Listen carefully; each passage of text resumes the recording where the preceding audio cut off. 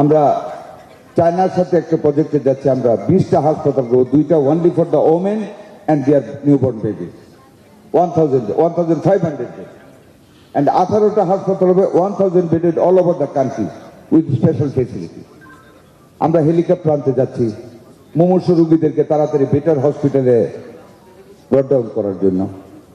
আমরা অ্যাম্বুলেন্সের প্ল্যান করতেছি, সকল কিছু আপনাদেরকে দিচ্ছি। আইসিইউর কথা বলেছেন, আমরা আপনাদেরকে দিব খুব তাড়াতাড়ি। আমরা এক্সটেন্ড করতেছি প্রোগ্রাম আরো ইনশাল্লাহ।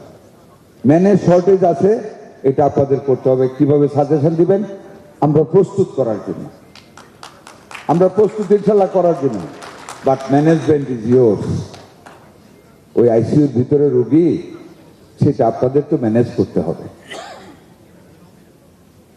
রোগী যদি ছটফট করে কাঁদে, আপনারা যদি বাইরে গল্প করেন 8 দিনের ডাক্তারের মতন, কি লাভ হবে আমার আইসিইউ করে?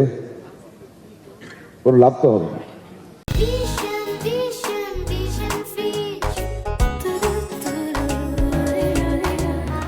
কাজে আবারও একই জায়গায় ফিরে আসি, sense of accountability and imposition of high morality রাখেন, তাইলে আল্লাহর কাছে আপনাদের জন্য পরকালের জীবন একদম সহজ হয়ে যাবে।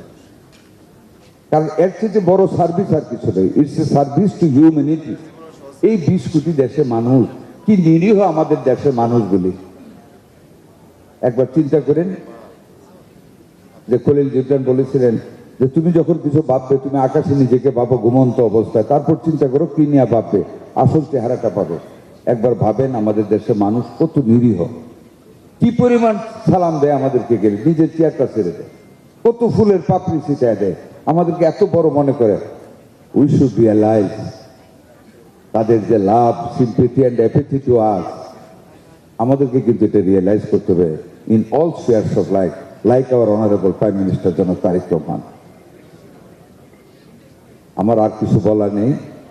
আমাদের স্বাস্থ্য মন্ত্রণালয়ের পক্ষ থেকে যত প্রকার সহযোগিতা আপনাদেরকে দেওয়া দরকার, ইনশাল্লাহ আমাদের সম্মানিত প্রধানমন্ত্রীর নেতৃত্বে আমরা আপনাদেরকে দিব।